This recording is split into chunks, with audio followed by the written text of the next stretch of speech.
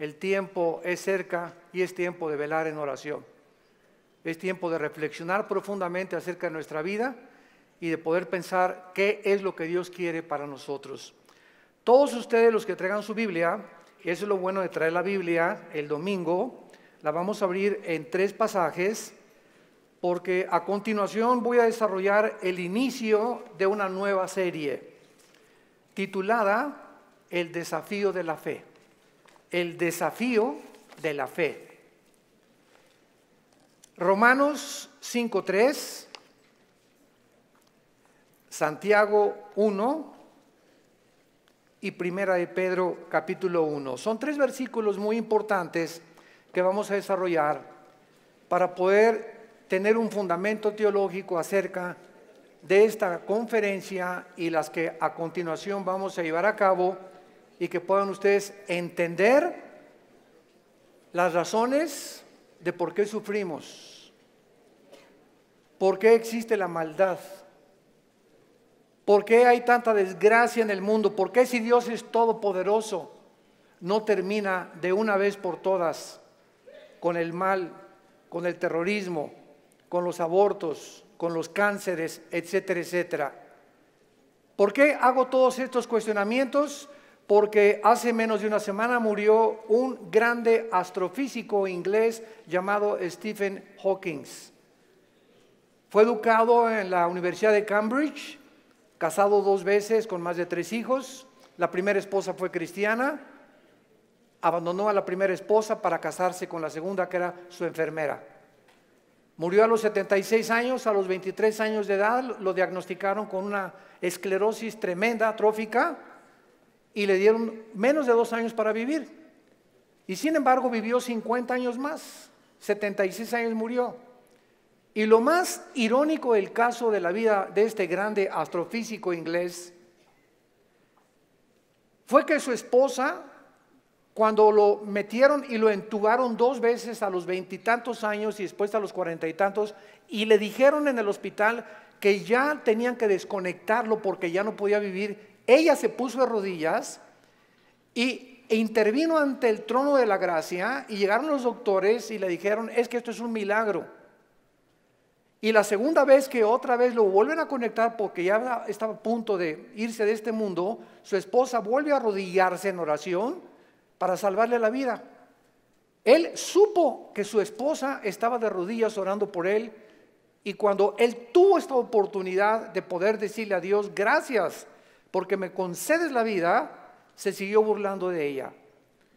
Y las palabras de él a su esposa fueron las siguientes: yo no hago caso de la religión porque es la ciencia la que nos da la verdad.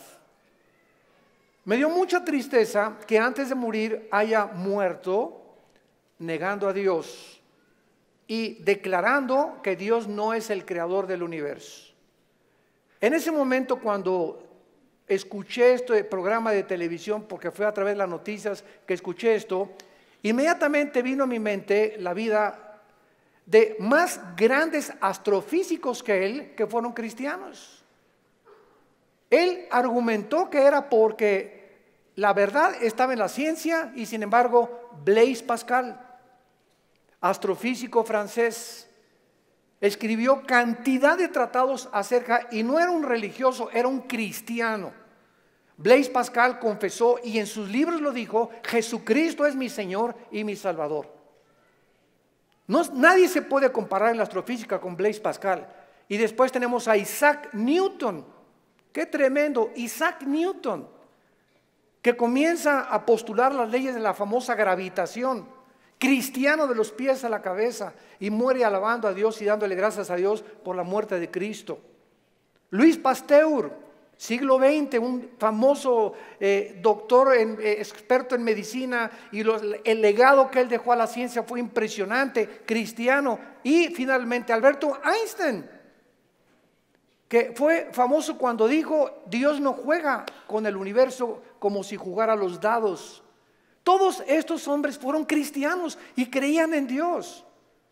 Los filósofos de hace 2150 años aproximadamente, 150 años antes de Jesucristo, Aristóteles, que fue el maestro de Alejandro el Magno, Platón, Sócrates, Demóstenes, creían en un Dios, por lo menos dijeron, pienso, luego existo, existo, luego vivo, esta causa no puede estar dentro de mí, esta causa tiene que estar fuera de mí, tiene que haber algo, llámale la fuerza, una entidad superior, pero tiene que haber algo que trascienda, que es Dios. Aunque no lo pudieron nunca ubicar, el apóstol Pablo en Hechos 17 se enfrenta con los atenienses filósofos, discípulos de un gran hombre que se llamaba Zenón, y los discípulos eran los epicúreos y los estoicos. Y Pablo en Hechos 17 les demuestra y les dice, ustedes adoran un Dios porque tienen un monumento altísimo que decía al Dios desconocido. O sea, ellos lo único que sabían es que tiene que haber una causa detrás de la existencia del mundo y del universo. Pero llegamos al siglo XX, donde se levantan Friedrich Nietzsche, Jean-Paul Sartre, Bertrand Russell, Richard Dawkins y finalmente este astrofísico que muere diciendo que Dios no puede existir ni ser el creador del universo. ¿Saben ustedes por qué el astrofísico Stephen Hawking negó a Dios antes de morir? Simplemente porque no pudo explicar sus sufrimientos.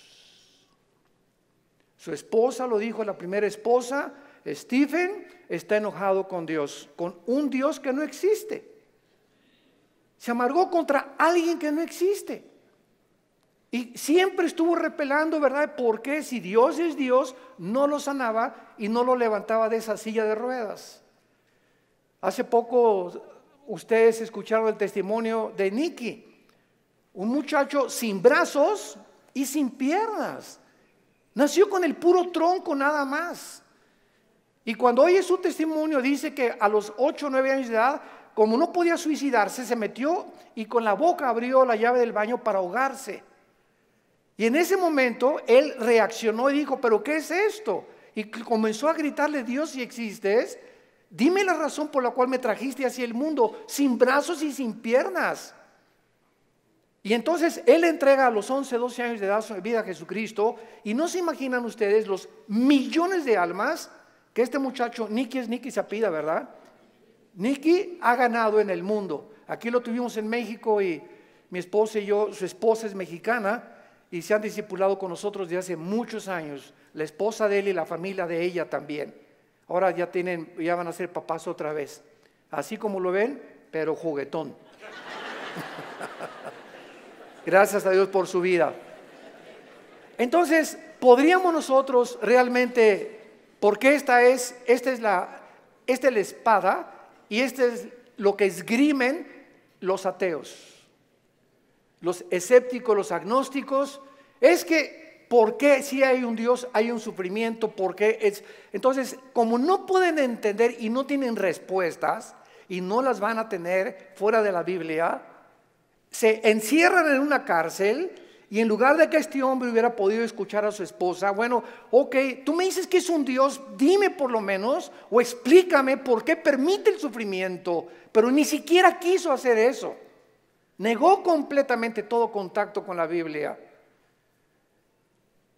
Y esta es la razón de esta serie que me he propuesto comunicarles a todos ustedes y a todos los que nos escuchan a través de las redes sociales, porque es el tiempo que seamos luz.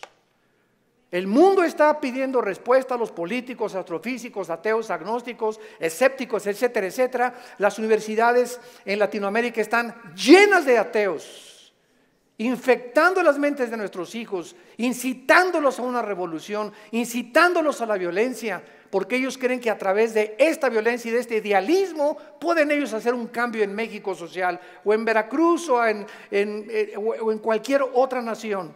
¿Por qué? Porque hay un idealismo en la juventud que no tiene respuestas, y nosotros somos la luz del mundo. Ya es hora que brillemos, ya es hora que levantemos la lámpara. Todos los 70s, 80s y 90s del siglo XX persiguieron a la Biblia, persiguieron al cristianismo, persiguieron a los pastores en Latinoamérica. Yo recuerdo cuando fui a la universidad a la conferencia en la Facultad de Filosofía y Letras, cómo querían burlarse todos. Ay, ya llegó el padrecito, así me decían, ya llegó el padrecito. A ver de qué nos va a hablar el Padrecito, porque como ellos no tienen respuestas, creen que nosotros tampoco las tenemos. Y cuando nos enfrentamos a auditorios y les demostramos que hay más evidencias científicas en la creación bíblica que en la famosa teoría de la evolución. Cuando alguien te diga y tú le preguntes, bueno, ¿cuál es tu punto de vista o tu perspectiva de cómo te imaginas que creó el universo? ¿Qué te van a contestar? Pues por ahí anda una enseñanza, una ideología que se llama el Big Bang o la grande explosión traducida. ¿Y qué significa esto? Que pues los físicos y se imaginan, porque no se puede probar científicamente, que pues comenzó con una explosión en el universo. Y entonces de esa explosión se formó todo lo que nosotros vemos. Cuando las propias leyes de la física, la primera y la segunda ley de la termodinámica, contradicen el Big Bang. Virgen del Socorro. Me atrevo a decir esto. La misma física que dice la primera ley de la termodinámica, nada se crea ni se destruye. La segunda ley, todo tiende al desorden, a la oxidación, a la destrucción, a la corrupción. Nunca del desorden se ha formado el orden, por el amor de Dios. Entonces, ¿cómo podemos estar defendiendo una teoría que la aceptamos ciegamente? Porque mi maestro me la enseñó. Porque tu maestro no tiene ninguna otra explicación. Y como dijo Don Teofilito, como decimos aquí en México, ni la tendrán si no vienen a la Biblia. Porque por medio de la ciencia y por medio de la intelectualidad, que es limitada, el ser humano no puede traspasar y trascender la dimensión espiritual, la dimensión del mundo invisible. Entonces el intelecto choca contra las cosas que no entiende y al llegar ahí se vuelven locos.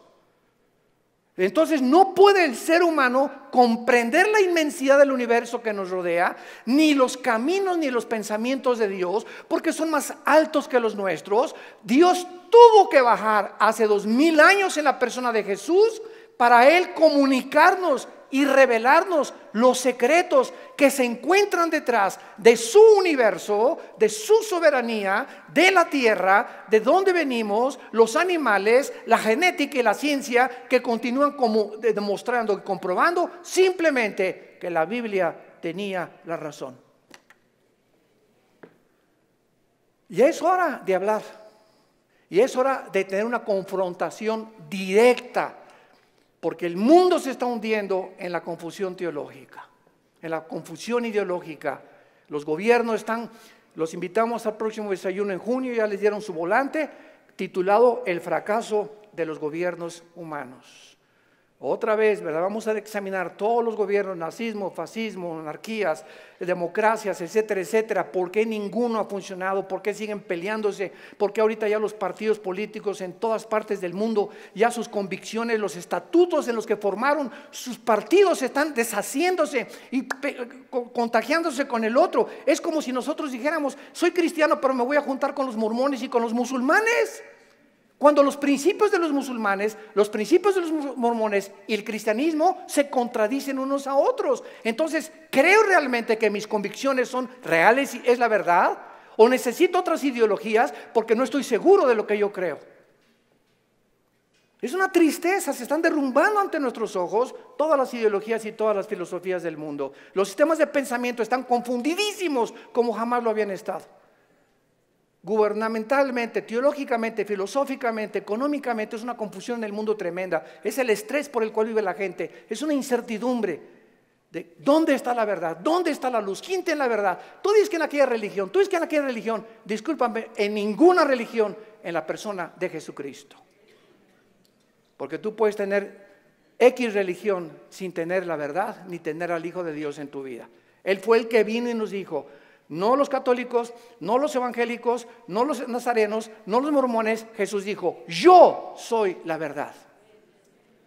Y cuando Él entra a tu vida, se te caen las vendas. Y de alguna forma el entendimiento se nos comienza a expandir. Y solo Dios, el Espíritu Santo, puede hacer que nuestra mente se abra para que cuando vengamos a la Biblia podamos entender, porque la Biblia, el autor es el Espíritu Santo, necesito al Espíritu Santo morando en mí para comprender los pensamientos de Dios.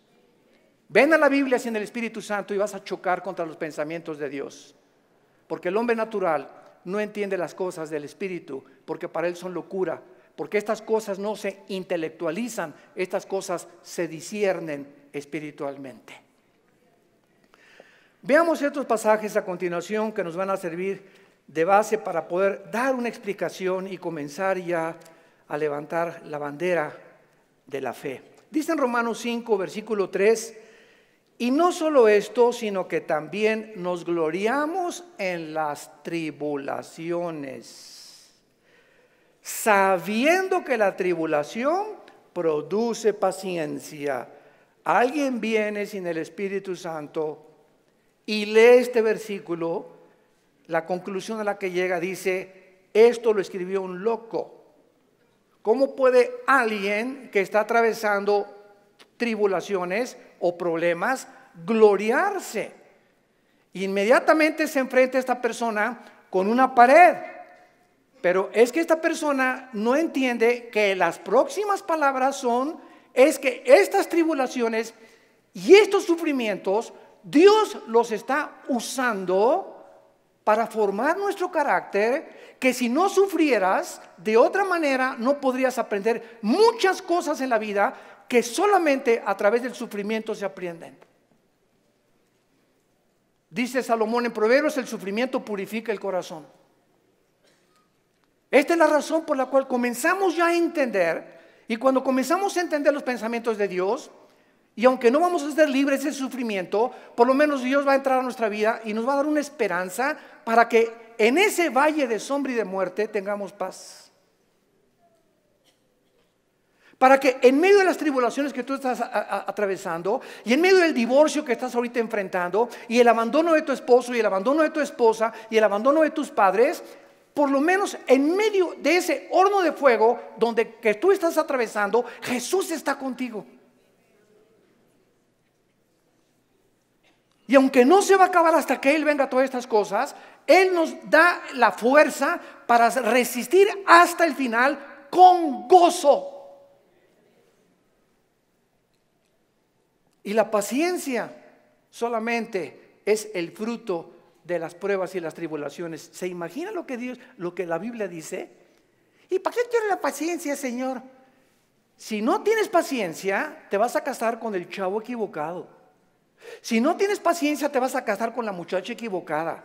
Si no tienes paciencia y eres una persona impulsiva que compras y vendes, etcétera, etcétera, sin meditar ni reflexionar nada, vas a comprar la casa equivocada, el carro equivocado, el viaje que Dios no quería que hicieras lo vas a hacer por tu impaciencia, porque por naturaleza somos impacientes. Entonces la Biblia nos comienza a abrir los ojos y nos dice, espérame tantito, la paciencia es una virtud elemental para que puedas tomar decisiones y no te arrepientas el día de mañana. Pues yo quiero la paciencia, Señor. Viene entonces el fuego de la prueba. No tengas miedo de las tribulaciones. Mi esposo, hermano, parece un martillo conmigo y duro y duro y duro y duro. Hermana, pues mientras más, te está haciendo tu esposito, sin que te des cuenta, estás desarrollando una capacidad para aguantar. Que si no quieres hacer eso, pues sácate un cuchillo y vete sobre él entonces. Y acaba con tus problemas. Hace muchos años, quiero irme con mucha calma con estas conferencias porque son muy importantes y tratar no se imaginan, oren por nosotros, por mi esposa y por nosotros, nuestros hijos. Necesitamos mucho de las oraciones de todos ustedes y le pido a Dios mucha oración, que siempre que yo estoy enfrente de un público pueda yo tener la capacidad de explicar su bendita y profunda palabra. Hace muchos años había un dramaturgo inglés llamado Oscar Wilde. Y él hizo muchísimas obras de teatro. Yo me acuerdo, tenía como 18, 19 años de edad. Formé parte de un elenco teatral llamado Hamlet. Y en una de las cosas que yo tenía que declarar durante el escenario, en el teatro, representando a Hamlet, ¿verdad? Dice así la obra de William Shakespeare: morir, dormir, no más. ¿Qué es más levantado para el espíritu? ¿Levantar las armas contra un piélago de calamidades y haciéndole frente a acabar con ellas? ¿O esperar el sufrimiento y dormir y morir no más? En otras palabras, este dramaturgo, que no era cristiano, pero creía en Dios, Oscar Wilde, y tenía problemas morales, ¿verdad? No nos vamos a meter con eso ahorita. Oscar Wilde pudo entender que la vida es o mueres o vives. Ahora, escojo vivir, aguántate. Le decía a mi papá: no chille, agarre piedras. Estamos vivos, no es Disneylandia, por el amor de Dios, ya madura. No es Reino Aventura.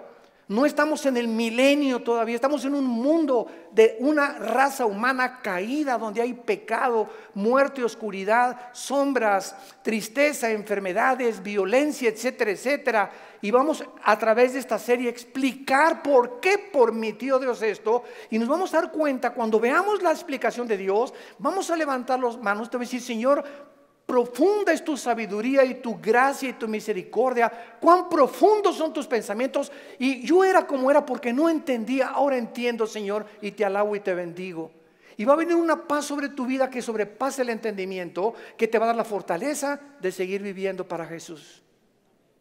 Y este es el propósito de esta serie que he tratado de preparar para todos ustedes y los que nos escuchan. Las tribulaciones nos producen paciencia. Necesitamos la paciencia. La segunda es Santiago capítulo 1, versículos 2 y 3. Santiago capítulo 1, 2 y 3. Hermanos míos, otra vez, parecía que estuviera loco Santiago, de cuál fumó. Tengan por sumo gozo cuando se hallen en diversas pruebas. ¿Quién puede llegar a esa conclusión, verdad? Gózate cuando te corran de tu trabajo. Gózate cuando pierdas tu casa. Gózate cuando tienes algún problema, ¿verdad? ¿Por qué me voy a gozar? Porque esa prueba que estás atravesando está produciendo paciencia. Otra vez, Santiago está de acuerdo con Pablo para poder, con diferentes palabras, decirnos que las pruebas producen paciencia. Entonces tú llegas a tu casa con tu esposa: ¿qué crees, mi chenchita? ¿Qué, mi amor? Estás tan contento, te veo, te ascendieron de puesto. No, mi amor, al contrario, me corrieron. ¿Quién podría reaccionar así? Nadie, ¿verdad? Ni marihuano. Nadie podría reaccionar de esa manera, más que un cristiano que vive en el Espíritu. Y la esposa: oye, pero ¿sabes una cosa? Esto no es para que te pongas contento. Sí, mi amor, ¿sabes una cosa? Porque acuérdate de Romanos 8:28. Todas las cosas contribuyen para nuestro bien. Y no me corrieron porque haya sido ladrón, borracho, parrandero, jugador o defraudador. Me corrieron, ¿verdad?, por políticas, lo que tú quieras. Pero ¿sabes por qué me gozo, mi amor? Porque creo lo que dice la Biblia. Ahorita mi única reacción se había llegado: vieja, sácamela de don Julio reposado. Y vamos a ponernos los dos hasta atrás. Esta vida no vale gorro. Vamos a divertir. Que nada, y que Dios ni qué cristianismo. Esa es la otra reacción. Y comenzar con la autolástima y comenzar a amargarte contra Dios. ¿Te das cuenta? Entonces, en lugar de que tomemos esa actitud, la Biblia nos muestra que nos enfrentemos a los problemas con otra actitud, porque cuando Dios ve que tú enfrentas esa actitud y que tú llegas a tu casa y: Señor, gracias, te alabo, yo no entiendo por qué me corrieron, lo único que sé es que tu palabra dice: no desmayes, no tengas miedo, yo soy tu Dios, nunca te dejaré, nunca te abandonaré. Y estoy seguro que viene un trabajo mucho mejor que el que yo tenía, en el momento en el que Dios ve desde el cielo que nuestra reacción aquí en la tierra es diferente a la de los demás seres humanos. Dios nos bendice.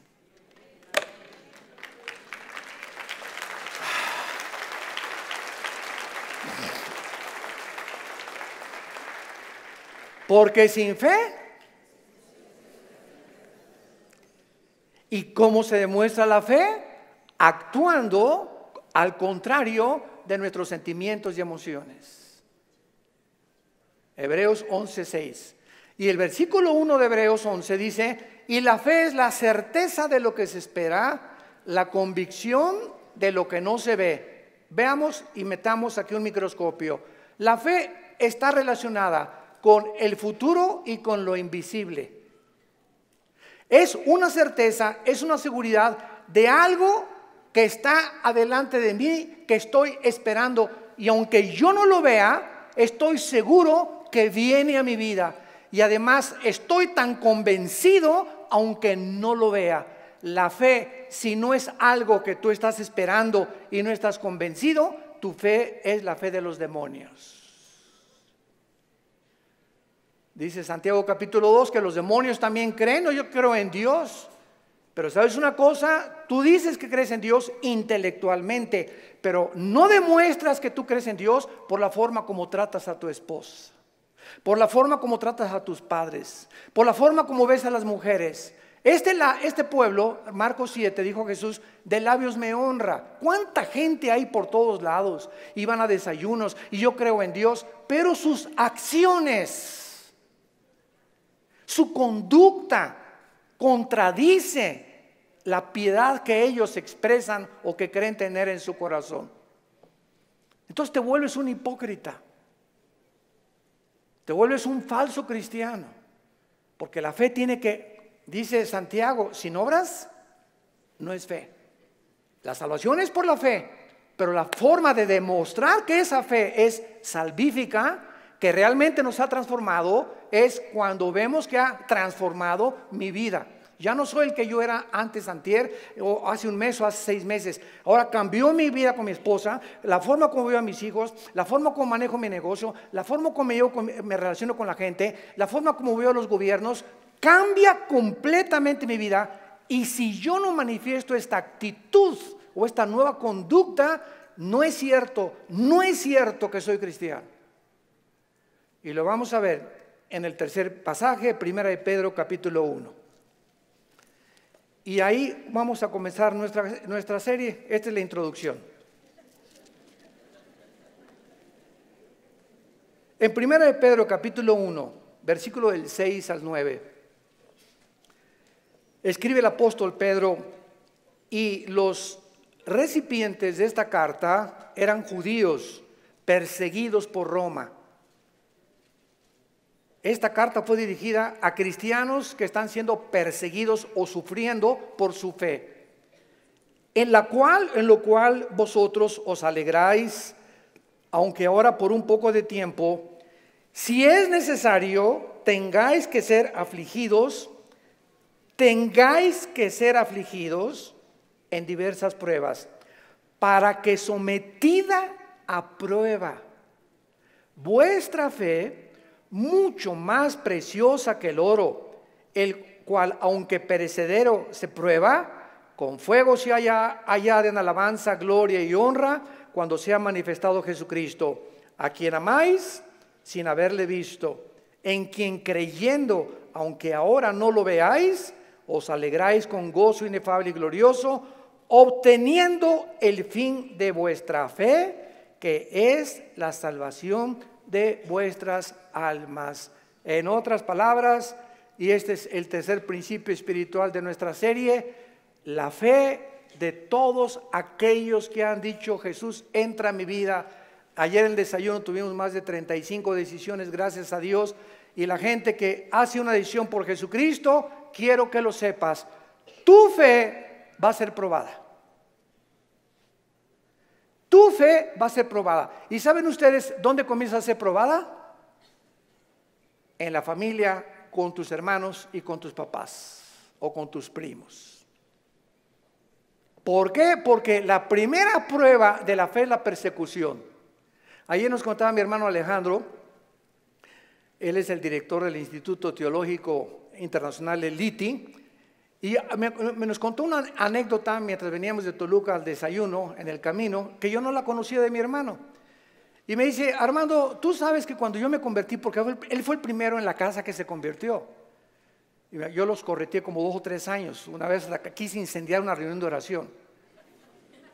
El gadareno era Pinocho comparado con los demonios que yo traía. Y se los digo en serio. Y me dice mi hermano, tú sabes que cuando yo me convertí, guié a la casa, y mi mamá inmediatamente me quiso correr. Ya te metiste con una secta, quién sabe qué te metieron, etcétera, etcétera. Total, dice, me tuve que salir de la casa y a los 4 días regresé a la casa. ¿Y qué crees? Estaba un cuñado mío, nuestras hermanas, la abuela, los tíos, y me hicieron juicio. Todos alrededor de la mesa diciéndome, a ver, acércate por favor, estamos escuchando que ya te cambiaste de religión. Y que andas por ahí con unos aleluyas y quién sabe qué tantas cosas. Y en esta familia la única religión que tenemos es tal y tal y tal y tal cosa. Y dice mi hermano, yo lo único que hice es a todos ellos que me hicieron juicio por haber aceptado a Cristo en lugar de que contentos de que dejé las drogas porque era bien hipioso mi hermano antes y le metía todo, ¿verdad? En lugar de que estuvieran contentos, estaban completamente enojados que yo había comenzado a leer la Biblia. Y lo único que les dije fue, puse la Biblia en medio de todos y les dije, ¿la han leído? Y comenzaron todos a voltearse unos con los otros. No, Chepo. Pues si no la han leído, ¿qué base tienen para juzgarme que yo estoy mal? Porque si no es la Biblia la base de nuestra fe, ¿qué es entonces? Yo no les dije que fui con los mormones ni que fui con soy un musulmán. Estoy en un grupo de cristianos que leemos la Biblia. Y si ustedes no leen la Biblia, no tienen ninguna base. Dice mi hermano, desde esa vez nunca se volvieron a meter conmigo. Pero vino la persecución inmediatamente y vendrá contra ti también. Y comienza en la propia familia. ¿Por qué? Porque Dios nos sacó de las tinieblas de nuestra familia para regresar a nuestra familia e iluminarlos y sacarlos también al reino admirable de la vida de Jesucristo. Y si tú en tu familia no eres una luz y en tu medio donde trabajas no eres una luz y no estás dando testimonio de Jesucristo, tu cristianismo es religioso nada más. Y recibirán poder. ¿Para qué? Para poder enfrentar al mundo. Sin ese poder no se puede enfrentar al mundo. Hechos 1:8. Y recibirán al Espíritu Santo y me serán testigos. Entonces vemos nosotros que tiene un propósito todo esto. Muy bien, vamos pues a comenzar esta serie con las siguientes declaraciones y reflexiones. No cabe duda que vivimos en un mundo completamente disfuncional. No hay un solo matrimonio funcional. El matrimonio es la unión de 2 extraterrestres. Pero por si fuera poco, 2 extraterrestres que ninguno se conoce ni se entiende el uno al otro. Y vas a tener 60 años de casado, como dijo un gran predicador hace algún tiempo en un estadio en Estados Unidos que lo escuché. Yo tengo 60 años de casado más o menos y sigo sin entender a mi esposa. Y como dijo Dion Teofilito, ni las vamos a acabar de entender. Porque no nos manda Dios entenderlas, nos manda Dios amarlas.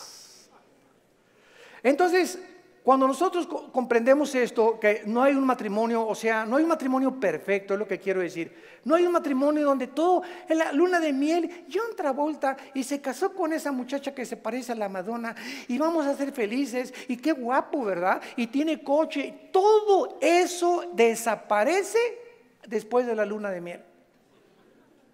Comienzas a enfrentarte con una persona imperfecta de los pies a la cabeza. Peor todavía si no son cristianos. Si con cristianos se lucha y se sufre, imagínate no siendo cristianos, ¿no? Por eso hay tantos divorcios. Entonces te enfrentas con una persona, con una mujer que no sabes cómo tratarla, no sabes, de todo chilla, no sabes por qué chillan las mujeres de todo. Habla, parece perico de África como habla mi esposa. Es que a las mujeres Dios les dio esa capacidad de hablar hasta por los, quién sabe por dónde más. Hasta por los pies hablan las mujeres. Y nosotros, ¿verdad? O sea, tú sabes una cosa, cuando tú hablas con una persona, En el momento en que te paras a escuchar a una persona, no sé si ustedes lo sepan, la Biblia nos los muestra, el hecho que te estés concentrando en escuchar lo que está diciendo, estás emanando energía, te estás desgastando.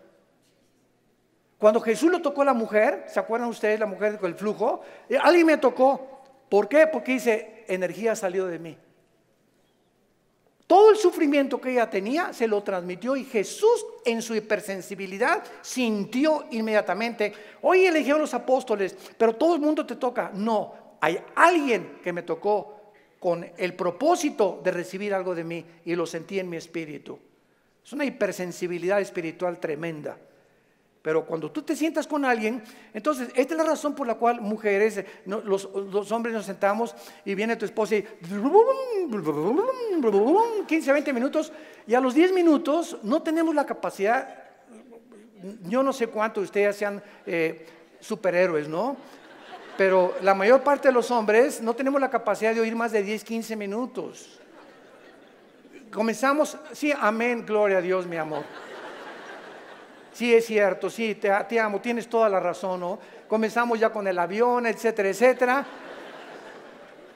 Pero ustedes las mujeres, mi esposa se junta con otra mujer, o cuando se juntan las pastoras, y 6 horas sin parar.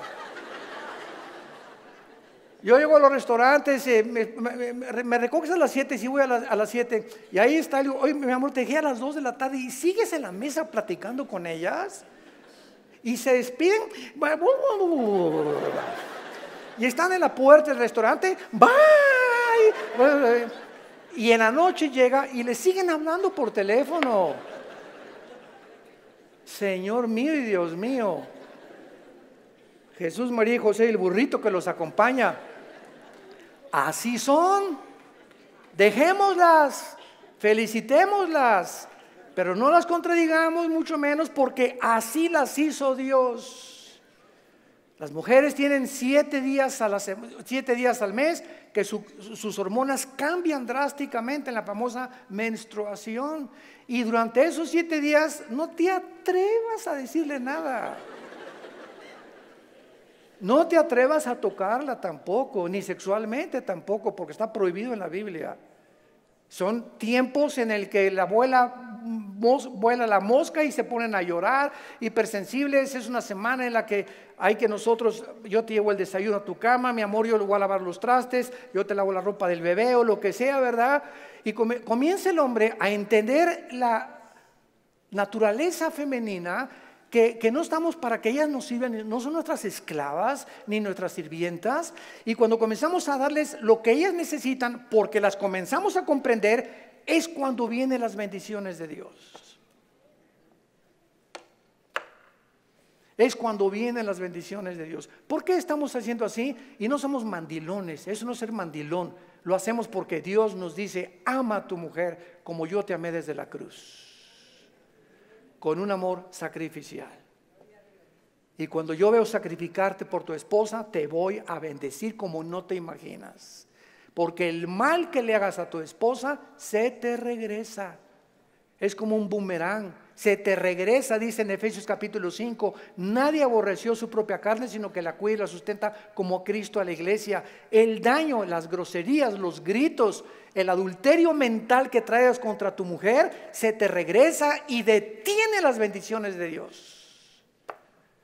Y vas a comenzarte a encontrar desesperado, ya no te puedes gozar en las pruebas, ni en las tribulaciones, ya no tienes paz, ¿verdad? ¿Por qué? Porque necesitas otra vez venir a la cruz y pedirle perdón a Dios por la forma como has tratado a tu compañera, a tu amante, a tu esposa, a la madre de nuestros hijos.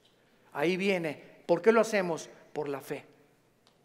Y sin esta fe es imposible que yo agrade a Dios. Vivimos un mundo disfuncional, tenemos que entender esto. Y todas estas circunstancias nos hacen volvernos a la pregunta, que es la que vamos a desarrollar en esta serie: ¿por qué Dios no detiene la maldad? Muy buena pregunta, muy válida filosóficamente. ¿Por qué Dios no detiene tanta destrucción y tantos sufrimientos? Es la pregunta que permanece en las mentes de la mayor parte del ateísmo, y muchas veces no solamente los ateos, sino también de los mismos cristianos. La única diferencia, escuchen esto, señores ateos que nos escuchan, en cualquier programa que haya en el mundo de televisión o de radio o en cualquier foro, nunca a un ateo ni a un agnóstico le van a hacer estas preguntas, nos las van a hacer a nosotros. Porque los ateos no tienen respuestas. Y como no tienen respuestas, por eso se enojan contra Dios y por eso se amargan y por eso dicen que son ateos. Entonces, si el mundo va a cuestionar a algún ser humano para que le responda, no va a ir con los ateos, van a ir con nosotros. A ver, ¿tú qué te dices, cristianito?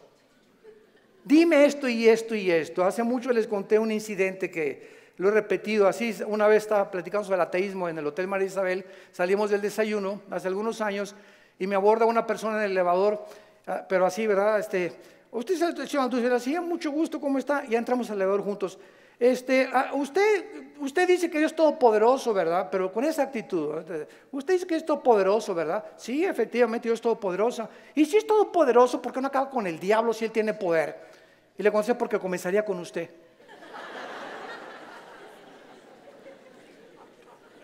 Dele gracias a Dios. Le cambió completamente su perspectiva, ¿no? O por lo menos ya le di tarea para ir reflexionando ahí a su casa, de que hay respuestas y que si realmente Jesús hubiera venido o ahorita acabara con la maldad, acabaría con todos, porque perverso y engañoso es el corazón de todos los seres humanos. Entonces démosle gracias a Dios que no lo ha hecho y que en su paciencia, dice en 2 de Pedro capítulo 3, está esperando para que todos o la mayor parte de los seres humanos se arrepientan antes de que juzgue severamente este mundo.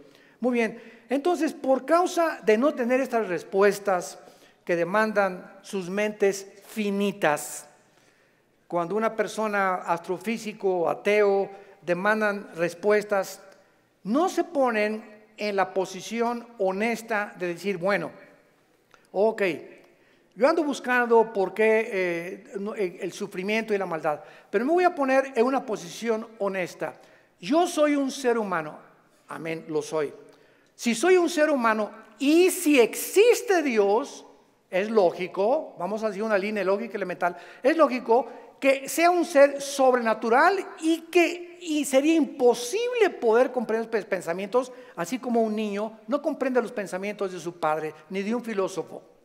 Aunque es el mismo cerebro, no está desarrollado el niño de 6 años como el de uno de 25 años de edad. Entonces, siguiendo esta línea de lógica, si existe un Dios, tiene que ser mucho, mucho más grande. Entonces, yo estoy ante un universo lleno de misterios, estamos llenos de misterios. Si hay extraterrestres, si no hay extraterrestres, si existen los hoyos negros, si no los hoyos negros, si es el otro, que cómo comenzó el universo, de dónde venimos, bla, bla, bla. Estamos llenos de misterios. Entonces, estos misterios no voy nunca a comprenderlos con la mente de caracol que tengo, porque si existe Dios, es un ser hiperdimensional. ¿Qué necesito? Buscar dónde lo puedo encontrar. Si existe un Dios, ¿dónde lo puedo encontrar? Entonces hay mucha gente honesta intelectualmente que se envuelve en religiones. Entonces, por eso Sigmund Freud, el padre del psicoanálisis freudiano, dijo es que el ser humano busca a Dios porque tiene miedo a la oscuridad y a lo desconocido.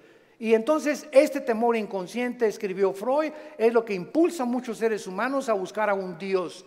Se equivocó completamente, porque aun cuando fuera así y me está guiando el temor a lo desconocido, dice la Biblia, me encontrarás porque me buscarás con todo tu corazón. Yo les confieso en mi caso particular, a los 25 años de edad me encontraba yo en un momento existencial en mi vida, que estaba yo en el lodo, así estaba yo en el suelo completamente. Anduve buscando en tantas religiones y por acá y por allá, también experimenté con algunas drogas, era borracho, parrandero, jugador, mujeriego, me decían el aventurero de Tlalnepantla, aunque no vivía en Tlalnepantla.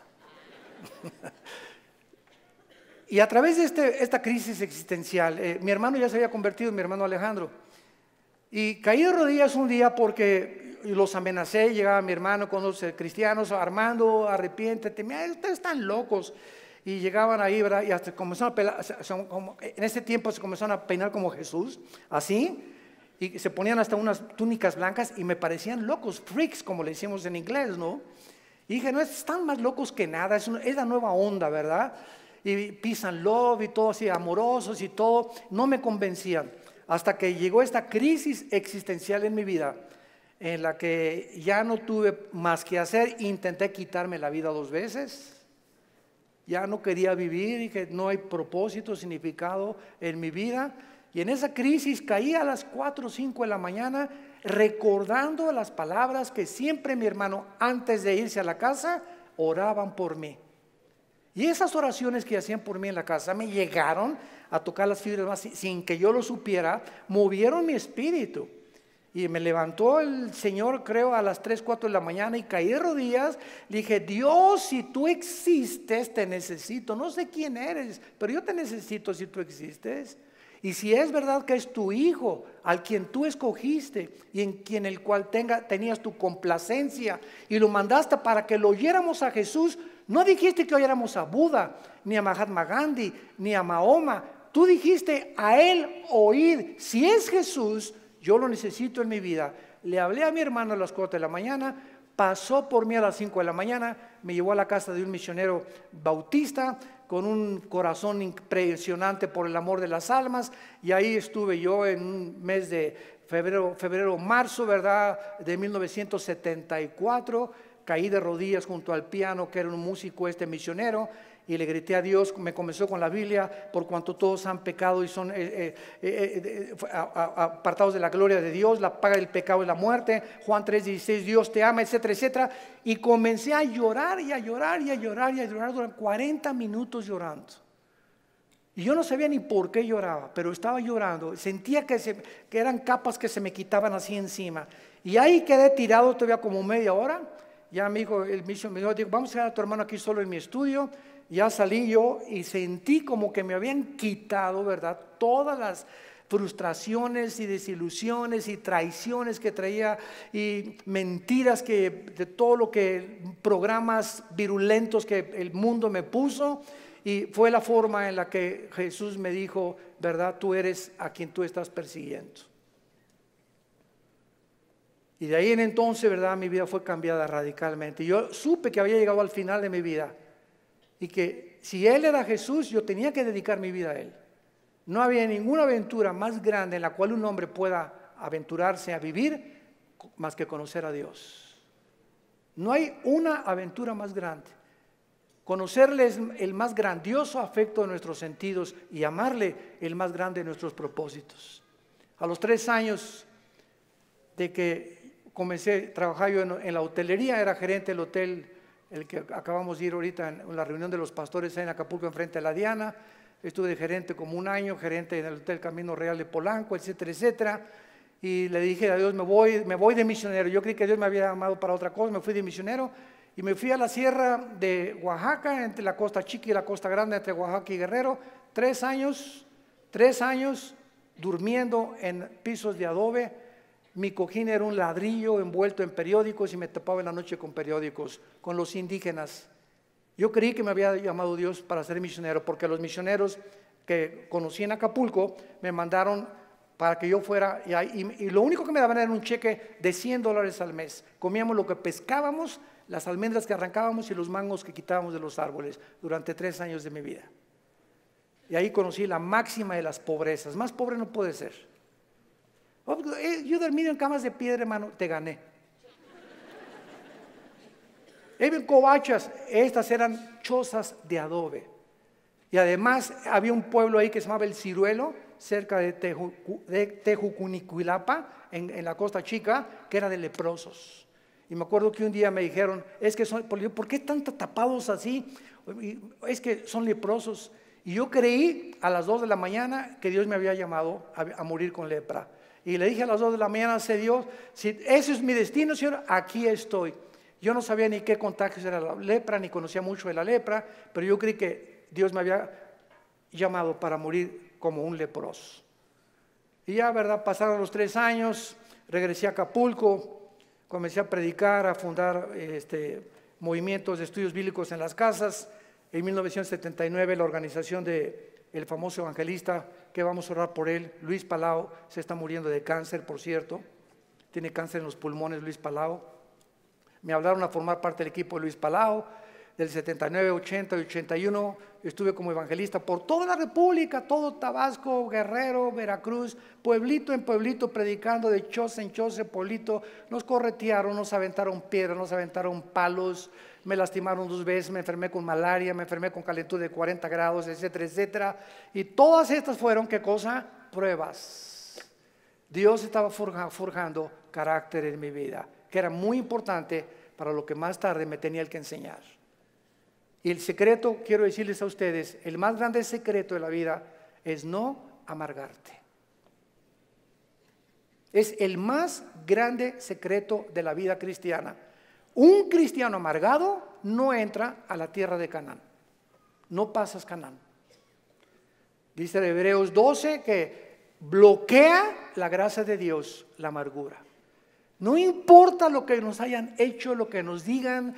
Me acuerdo en los 80s cómo nos calumniaron, me dijeron que me había casado 4 veces, que tenía hijos hasta en Iztapalapa, 15. Bueno, es increíble, y todavía me dicen que de vez en cuando han oído esos rumores, ¿no? Ya le gané a Salomón. Puras mentiras. Pero el diablo es encargado de verdad de buscar la forma de desprestigiarte, de impedir. Pero ¿sabes una cosa? Que nuestro destino no depende de lo que la gente piensa, nuestro destino depende de Dios. Y nadie puede arrebatarte ese destino que Dios te ha dado. Nadie, absolutamente nadie. Y para terminar, sí existen respuestas, y mientras todo se aclara, y mientras nuestra poca y chica y limitadamente intelectual comprende, y ahorita comenzamos ya con el Espíritu Santo a entender muchas cosas más que sin el Espíritu Santo imposible poder comprenderlas, Dios nos deja 2 consuelos. El primero, la resurrección de nuestra vida. Vamos a volver a vivir. Hijo, ten calma. No importa lo que estás pasando, cuando tú mueras y resucites, vas a tener el cuerpo que anhelabas tener. Si eras chaparrito y pelón, vas a ver el cuerpo que te voy a dar. Si te decían la tintorera de Tlanepantla, vas a ver la belleza que te voy a dar. Y lo que hemos sufrido, y las enfermedades, todo lo que pasemos aquí, no nos imaginamos. Y la esperanza de que vamos a tener un cuerpo fue que Jesús se levantó de los muertos. Él es la esperanza y la gloria de nosotros. Vamos a volver a vivir. Y todo lo que hayamos sufrido y lo que hayamos afligido, y si acabaste en silla de ruedas o no silla de ruedas, o con cáncer o no cáncer, o lo que hayas pasado, no va a ser comparable con las glorias que en nosotros se van a manifestar.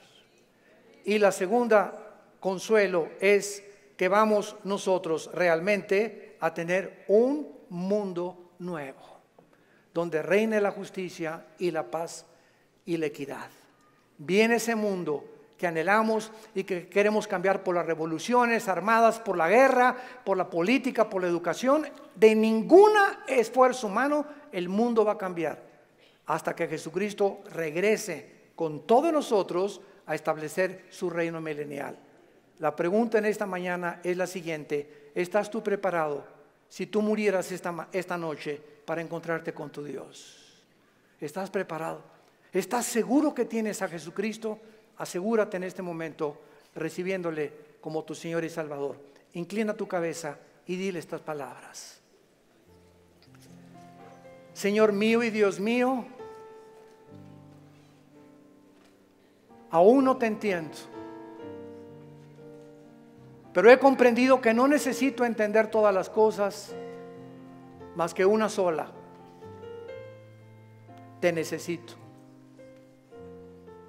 Sé que tú en la cruz enviaste a tu Hijo a pagar con su sangre por mis pecados, y que la resurrección de Jesucristo transformó el imperio romano, transformó la historia humana, al grado que la historia se cuenta antes y después de la vida de Jesús. Señor Jesús, gracias por esta muerte en mi lugar. Creo que con tu sangre pagaste lo que yo no podía pagar jamás. Y creo, como resucitaste de los muertos, que estás vivo. Y en este instante te pido, porque creo que vives, que entres a mi corazón. Señor, te necesito.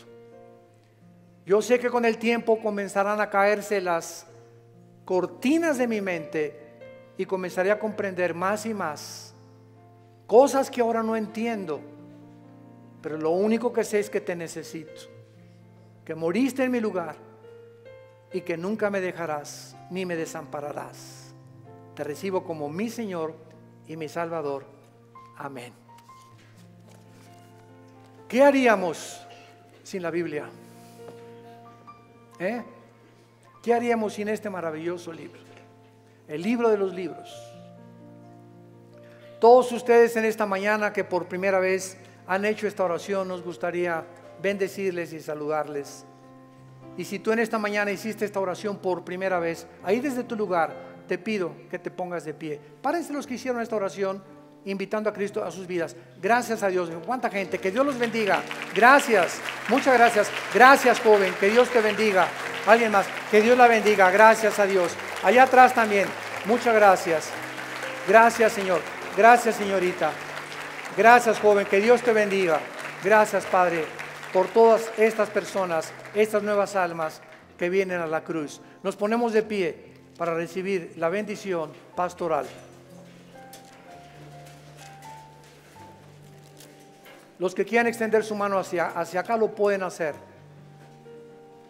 Los que no, no hay ningún problema. Es en señal de que recibes esta bendición. Dios bendiga tu vida. Dios bendiga tu matrimonio. Y les dé la paciencia para tolerarse y soportarse el uno al otro hasta que venga Jesús. Y esta fortaleza solo nos las puede dar el Espíritu Santo, viviendo en la palabra de Dios. Dios bendiga a tus hijos. Dios bendiga el fruto que llevas ahora en tu vientre. Que esta criatura crezca y nazca en un hogar cristiano, con principios de ética y de conducta moral. Que pueda el muchacho crecer con la seguridad y decir siempre: mis padres se amaban, mis padres se respetaban. Dios bendiga a tus padres. Dios bendiga tu trabajo, tu entrada y tu salida. A sus ángeles mandará para que tu pie no tropiece en piedra. Él te llenará el conocimiento de su voluntad con toda inteligencia y sabiduría espiritual, para que andes como es digno de Él, llevando fruto en toda buena obra y creciendo en el conocimiento y la gracia de Dios. Nosotros ya no estamos en tinieblas, estamos bajo la luz, para que seamos luz en medio de una generación que se está degradando y perdiendo rápidamente por la corrupción que hay en el mundo. Que esa paz que sobrepasa el entendimiento guarden ahora tus pensamientos y tu corazón. En el nombre de Jesús les bendecimos. Amén. Que tengan paz. Vida Nueva para el Mundo se sostiene y propaga el mensaje de salvación de Jesucristo gracias a Dios y a tus donativos. Llevemos juntos el Evangelio de Jesucristo al mundo entero. Realizamos eventos, seminarios, congresos y diferentes programas para dar a conocer el mensaje de salvación y el poder de nuestro Señor, transformando y edificando vidas de mujeres, hombres, niños alrededor del mundo. ¿Qué pasa cuando decides hacer tu donativo? Aunque no puedas llevar la palabra personalmente a todo el mundo, de esta forma lo estás haciendo. Con tus donativos o aportaciones, estás sembrando y formando parte de lo que Dios está haciendo en su obra. Estás ayudando a traer luz a la oscuridad, paz al conflicto y esperanza a los que no tienen ninguna. Dona desde México.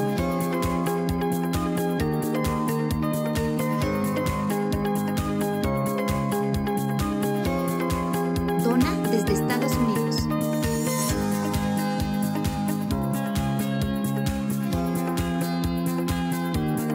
Para el resto de donaciones de otras partes del mundo, www.vidanuevaparaelmundo.org.mx/dona. Estamos cumpliendo la gran comisión. Por tanto, vayan y hagan discípulos a todas las naciones, bautizándolos en el nombre del Padre, del Hijo y del Espíritu Santo, enseñándoles que guarden todas las cosas que les he mandado. Y he aquí que yo estoy con ustedes todos los días hasta el fin del mundo.